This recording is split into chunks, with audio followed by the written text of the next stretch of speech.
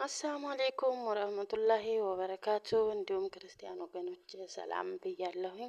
በያላችሁበት ሰላማችሁ ብዝት ይበልልኝ ውድ ሀገሬ ልጆች፣ እንዲሁም የቻናሌ ተከታታዮች ላይክ፣ ሼር፣ ሰብስክራይብ አድርጉ ማለት ነው። እንዲሁም ደግሞ ቤተሰብ ያልሆናችሁ የደወል ምልክቷን በማጥቆር ሰብስክራይብ በማድረግ ቤተሰብ ይሁኑ ላለሁኝ ማለት ነው። ዛሬ ደግሞ እንደተለመደው በሌላ ቪዲዮ ብቅ ብያለሁኝ ማለት ነው። የኔ ውዶች እናንተም ላይክ፣ ሼር፣ ሰብስክራይብ እንዳትረሱ ማለት ነው። በእውነተኛ ታሪክ ላይ የተደገፈ ታሪክ የህልም ባሌን ባገኘሁት ክፍል 3 ወይም ፓርት 3 እየበቅ ብያለሁኝ ማለት ነው። የኔ ውዶች ከትምህርት ቤት ስንወጣ አሻግሬ ከሩቅ አየችው ሀያት ኑኑ ይሄን ልጅ ዛሬ ተጋግዘን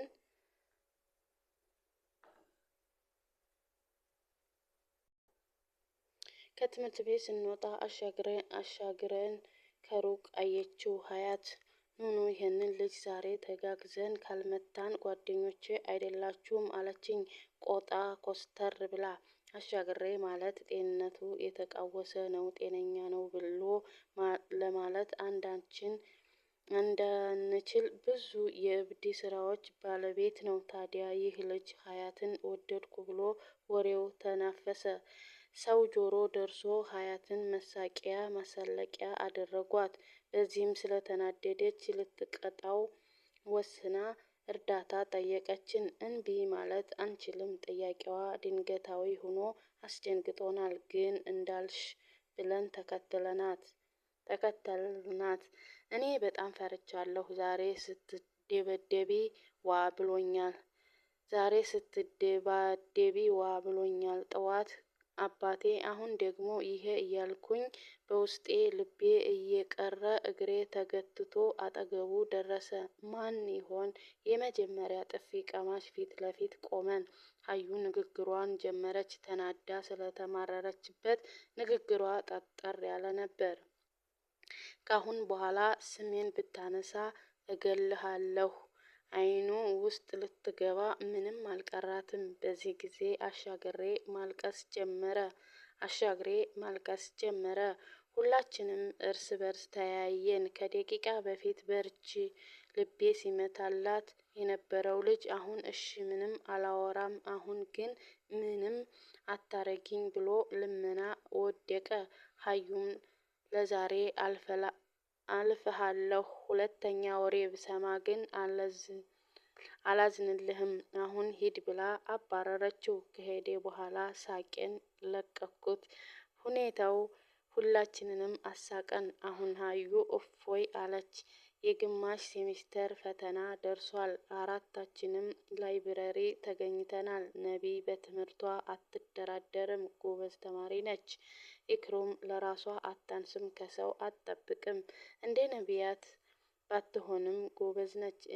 እኔና ሀዩ ደግሞ ትምህርት ብሎ ነገር አይሆንልንም። ብቻ አላህ ነቢያትን ሰጥቶናል። ከ50 ከነቢያት እየሰራን አጠራቅመን ፋይናል ብዙ አንጨነቅም።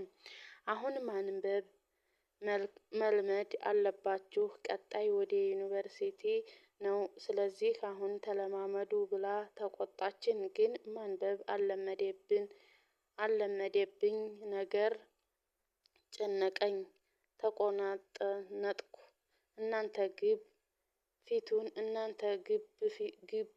ግቡ ፊቴን ታጥቤ መጣሁ። ድብርት እንዲለቀኝ ብዬ ወደ ቧንቧ ሲሄድ ሀዩ ጠብቂኝ እኔም ጠምቶኛል ብላ ተከተለች።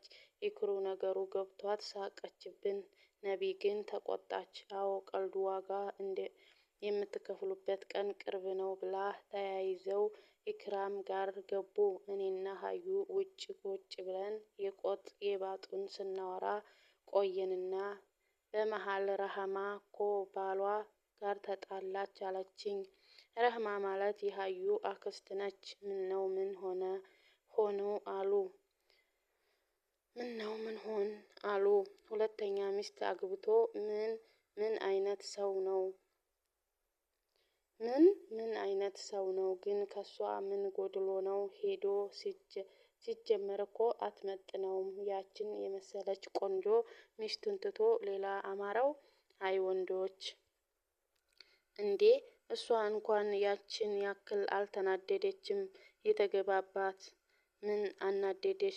የተገባባት ምን አናደደሽ? ደግሞ አቅም ካለው ቢያገባስ ምንድነው ችግሩ? ጭራሽ አንቺም ደገፍሽው። እኔ ልብሴን፣ ጫማዬን፣ ገንዘቤን ላጋራ እችላለሁ፣ በባሌ ግን አልደራደርም። ማንም እንዲጋራኝ አልፈቅድም። ኢሙ ግን በጣም ራስ ወዳድ ነሽ። በክርክራችን መሀል የአሱር ሰላት ደርሶ እነ ኢክሩም ወጡ። ክርክራችንን ያየችው ኢክሩ ስታነቡ ያልገባችሁ ነገር ነዋ የሚያከራክራችሁ ብላ በአሽሙር ነካ አረገችን።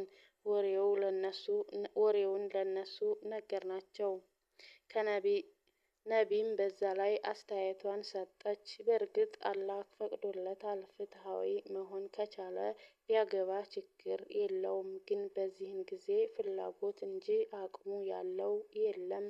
ቢያገባ እንኳን ከአንዷ አንዷን ያስበልጣል። ይህ ደግሞ እሱን ነገ በአላህ ፊት ያስጠይቀዋል። ስለዚህ በአንዷ ረክቶ ራሱን ከኪሳራ ቢጠብቅ የተሻለ ነው። ለራሱ ሲል ግን አቅሙ አለኝ ችላለሁ ካለ ሚስቱ ብትፈቅድለት የተሻለ ነው። አንድም ባሏ በሀራም ሄዶ እንዳይባልግ ከሀራም ትጠብቀዋለች። በዛ ላይ እነዛም ሙስሊም እህቶቿ ናቸው።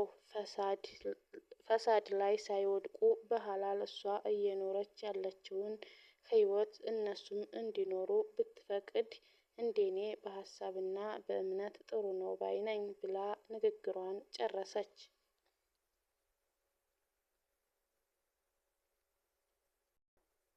በቃ አሁን አሱር ደርሷል እንስገድ አለችና ኢክራም አስነሳችን። በኢክሩ ኢማምነት አሱርን ሰግደን በተቀመጥንበት ፎዚያ መጣች። ፎዚም የሰርግ ወረቀት ይዛ መጣች። እኛም ማን ሊያገባ ነው ብለን ጠየቅናት።